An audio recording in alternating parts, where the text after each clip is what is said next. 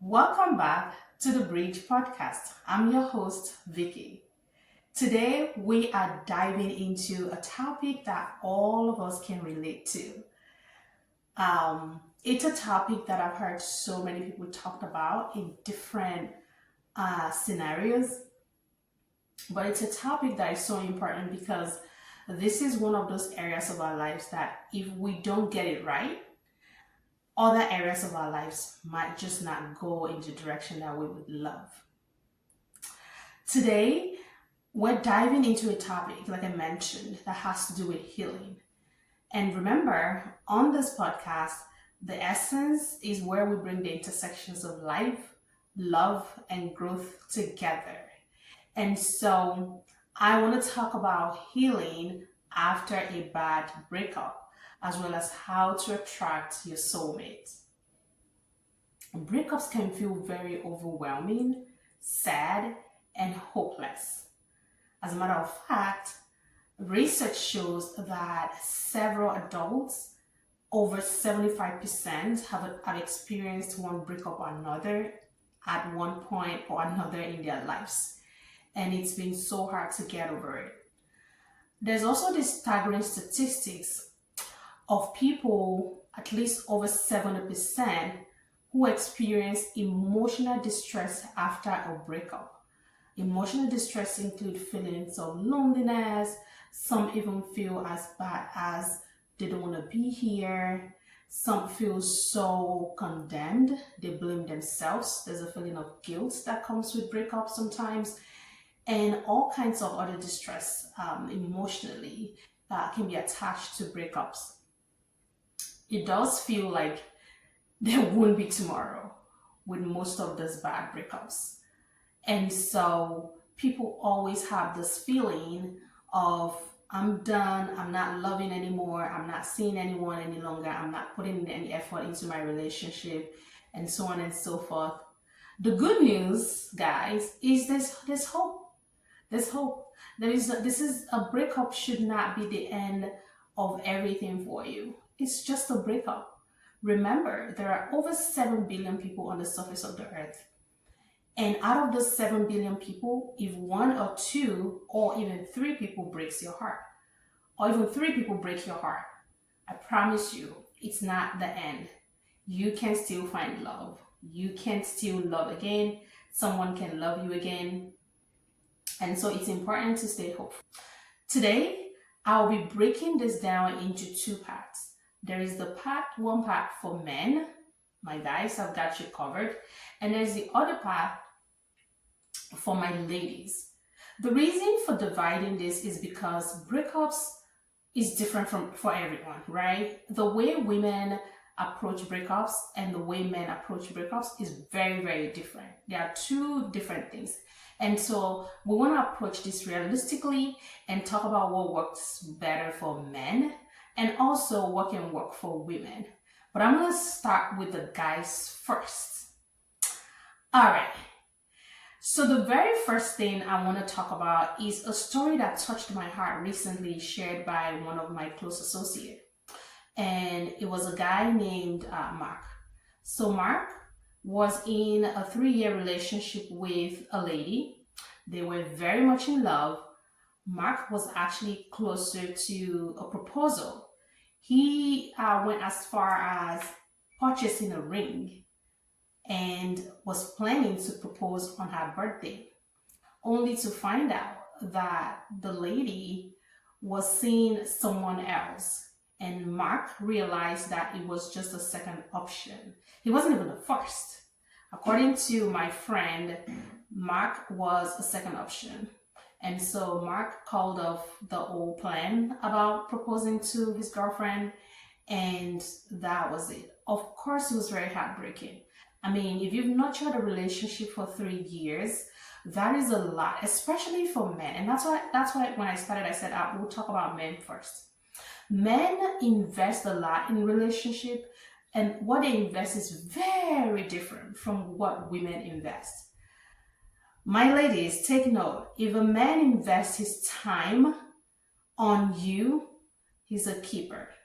if he invests his money on you, he's definitely a keeper.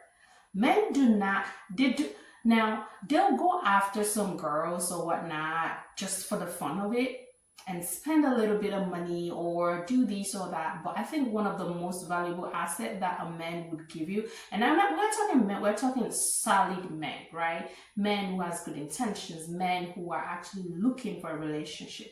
When they invest their time, that is so much of them that they are giving to you, and they expect so much in return. And so it's very devastating for men when breakups happen. And the reason is because to them, they've wasted a monumental time that they feel like it'll be so hard to get it all back. And so they start thinking about, first of all, when am I going to get into a new relationship? It's a chore. It's a chore for men, period. That's what research has shown. That's what we've discovered. We don't know why, but it's a chore for men to start over again. And that's why most of the time when divorces happen, women tend to move on quickly or do better than men. And the reason is because breakups affect men in a totally different way than we could even think about as women. And so it's hard.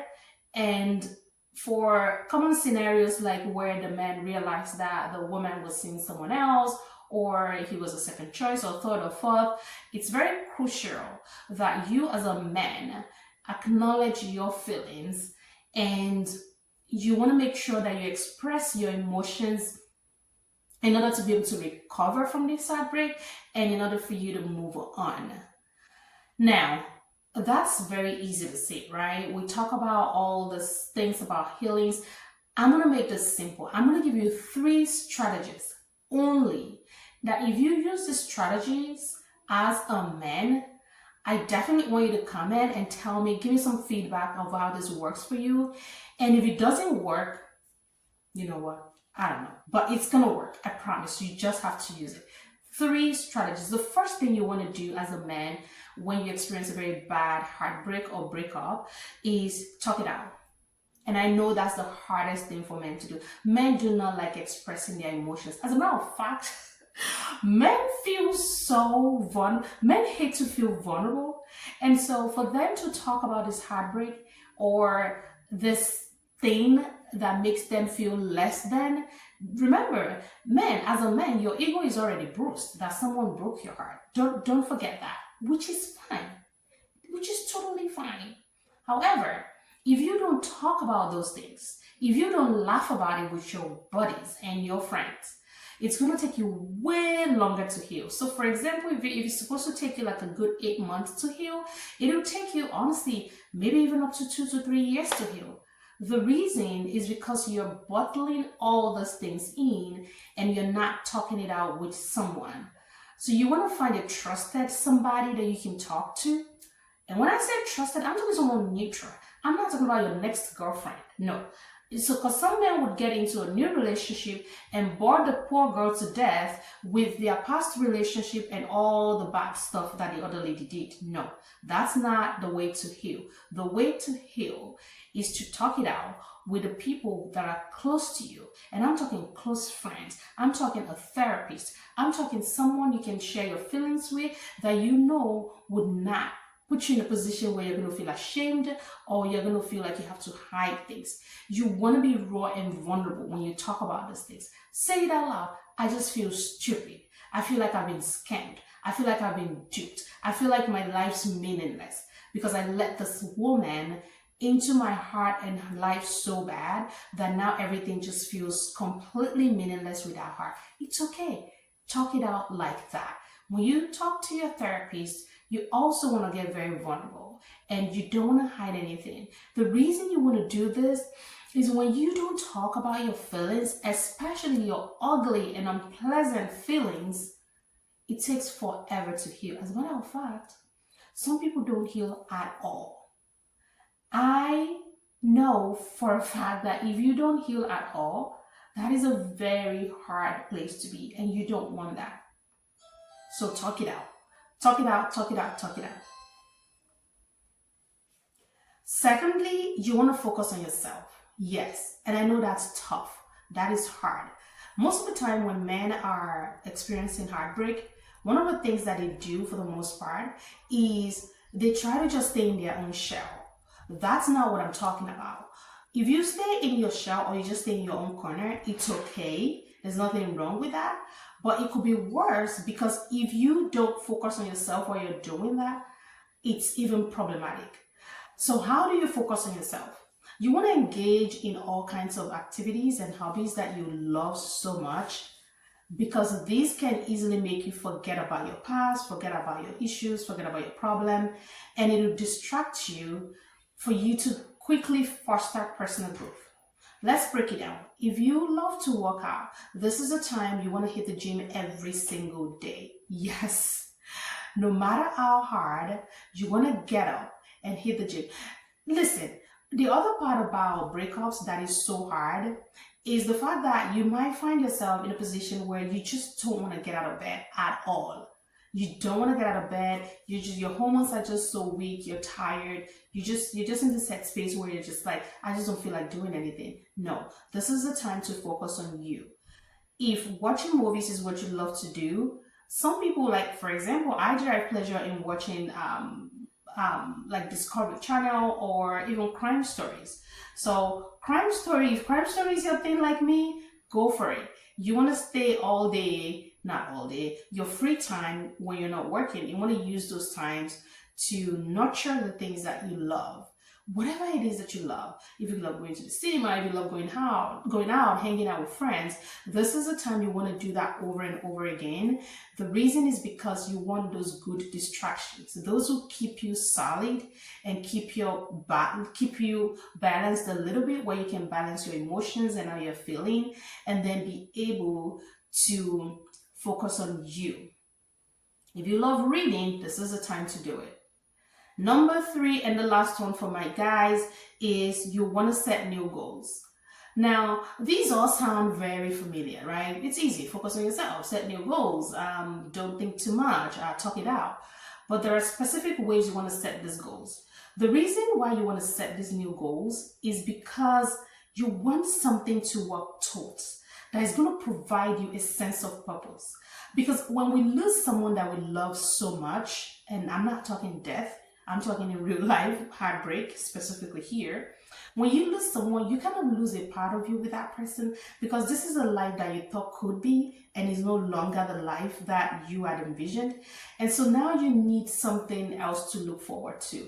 Remember we talked about feeling hopeless during or after a breakup? The reason why we feel hopeless is because we lose that sense of purpose. So one of the things you want to do to set new goals for yourself, it's going to help you to have this new things to look forward to, right? Things that's going to make you very hopeful, things that will make you feel like getting up early in the morning and be like, oh my gosh, I can do this. I need to go take care of this. These are things that will keep you very motivated. It could even be a complete career goals too. Maybe you've been trying to get to a position for quite some time. Maybe you need to get a certification finally. Maybe you need to, double up your income. Those are things that you can do as a man that would give you way more sense of purpose, that will give you something to look forward to, and will make you look at life differently. So everything's not going to be as boring or hopeless as it was if you set new goals.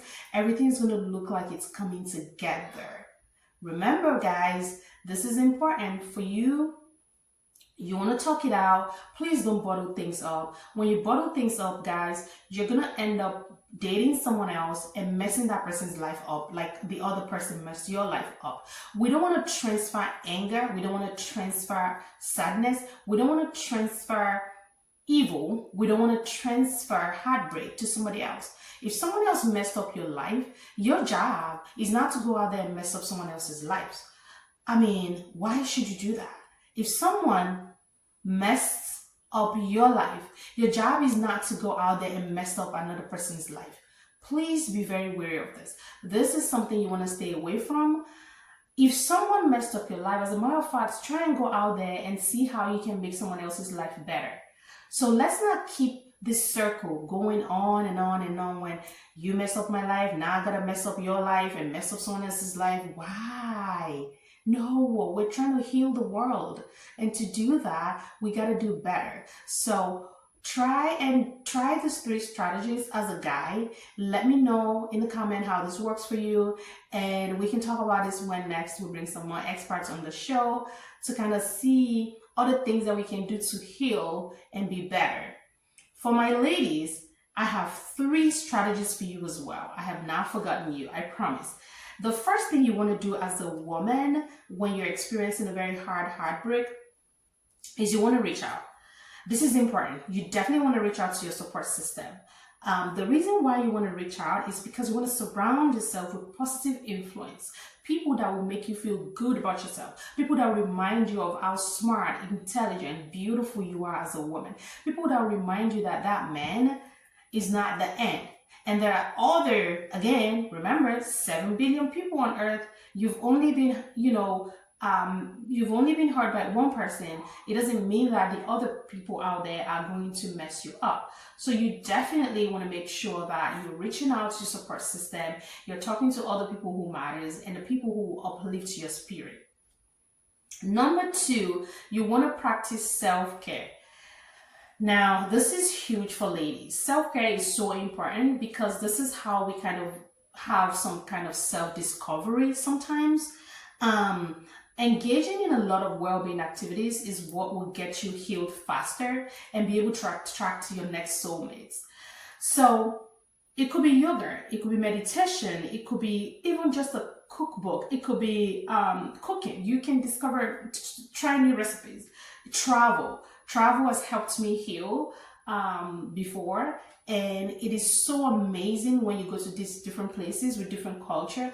I'm just always in awe when I travel and I see all these people and culture and food and just a new world that I get exposed to. I forget every single problems that I carry into that place, and I'm walking out a new person.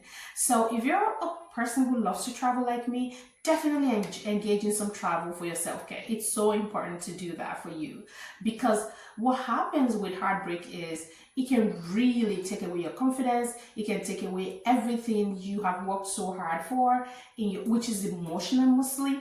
And the problem with emotionally damaged people is they walk around hurt and they can easily hurt other people. You don't want to be that person hurting the next person. All right, ladies?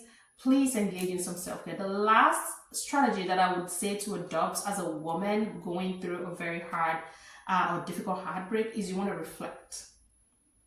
This is the time to journal. Yes, journaling is so helpful. It could even be something you speak out.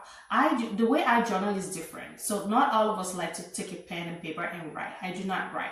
I take my phone, I do recording, I just do an audio recording, and I talk about every feeling that I'm experiencing. I talk about how disappointed I am in myself, if I am. I talk about how hopeless I feel, whatever it is that I'm experiencing, I talk about it. And when I do those things, and when I listen to it later on, I'm going, whoa, really? It is so helpful. So that's a new way of journaling. I hope you practice and use it. And remember, you can delete that later once you've kind of like go over it and listen to yourself. It's good to actually listen to yourself sometimes, because sometimes you realize you're not even making a lot of sense too, because you'll be like, what was I even worried about again? So that's important. The other way you want to do that for your feeling to really help you process and move on time is you want to make sure that you are also reflecting on that relationship. What did you do wrong? What could you have done better? Sometimes we love to say, oh, it wasn't just meant to be. It's over. I'm moving on. I'm not going to visit it. I don't think so. If you fail an exam, you don't want to go rewrite the exam without reflecting on what questions did you fail. So you want to do a revision. Okay, what did I do wrong? Sometimes maybe you didn't do anything wrong, and that's okay. But at least reflect and let your conscience be clear and say, you know what? I didn't do shit to that guy. He's just an idiot. Maybe. So whatever it is, you want to reflect and kind of see how you can do better. Maybe you were overly available to him. Maybe, you're just at his beck and call. Maybe just because of, maybe he calls you one time, you answer 4 times. Maybe that's the mistake. Maybe it's the opposite. You just never know. Because the problem with breakup is sometimes you will never get answers. And guys and men and women, this is what we need to take home today. you might never get answer. You might never get answer to the reason why someone decided to walk out of your life. And that is okay. That is absolutely okay. You do not need everyone's validation. So, when we talk heartbreak, right? When you're trying to recover from a heartbreak, one of the things that I mentioned earlier that I want to talk about as I'm recapping this is it's okay to be petty too. This is my theory, guys. It's okay to be petty. So this is what you can do to avoid heartbreak next time. When you first meet someone, please pick 2 to 3 things that you don't necessarily like about them. 2 to 3 things that you do not like about them, because there's no way you're going to like that guy or that woman 100%. Something. It could be their face, the teeth, something, whatever it is that you do not necessarily like about them. Hold on to it. Hold on tight to that thing so that when they eventually walk out of your life, you can at least reflect on that and be like, you know what? I was just managing him anyways. That's not the type of tits that I would like anyways. That's not my kind of D's. That's not my kind of... Honestly, it works all the time. I promise you. You would thank me for this.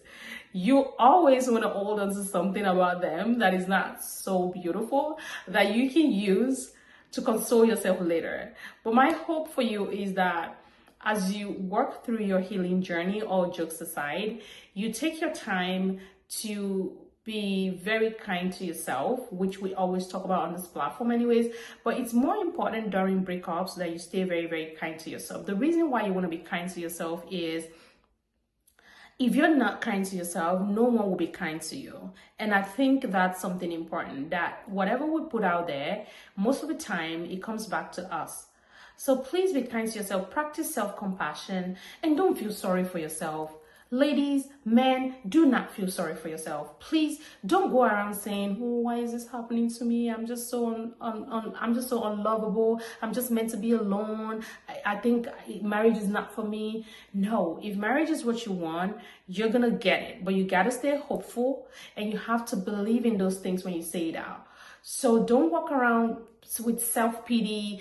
Don't walk around with your head up high. Make sure you're you're projecting out what you want. Make sure you're working towards that. If you meet someone who says, "Hey, I need some time, we could just be friends," and I know there's been this talks about once he's not talking in 1 month about what he wants, once he's not clear, walk away. I don't think that applies to everybody, because we're fighting different battles. And so it's okay to take things slow sometimes. Maybe you need that as a human being. But what I don't advise is to let someone waste your time. So please you have to create that balance. I'm going to wrap up today by mentioning that it is very important that healing from a breakup is a journey and not a race. And so it's not a one-day thing. It's not going to happen one day. Healing generally is a journey, period. It's not going to happen in 1 day, 1 week, 1 month. It's not going to happen when you want it so bad. It's going to happen because you have to find strength as a man or a woman. You want to find strength in vulnerability and community. It's important, even as a man. Sometimes it's okay to be vulnerable. You want to find strength, and you want to take the necessary steps to heal. Go to therapy, talk to someone, find your community, believe in yourself. Don't do self-pity. Be very, very compassionate to yourself and love yourself more. Discover the things that you do, that people have told you that they love about you before. For example, I have a lot of my friends tell me about how pretty I look when I dress a certain way, or how pretty I am generally. I've had people tell me a lot of good stuff about myself, whether it's like, "Oh, you have a good heart," or "You're this person." I hold on to those things because even sometimes when I'm not having a good day, I let those things remind me of how amazing I am as a human being. And you need those. You need those glimmers. You need those moments. You don't want triggers. You need glimmers. Glimmers are those beautiful things that someone did or said to you that you remember and smile. And so you definitely want to hold on to those things. I want to thank you for tuning into the podcast, to the Bridge podcast today. If you found this episode helpful, please share it with someone in your life who might need it, who is trying to heal, or please just share your thought Share your thoughts with me. Let me know what you think. Until next time, take care of yourself, be kind to yourself, and keep moving forward. I would see you soon. Bye for now.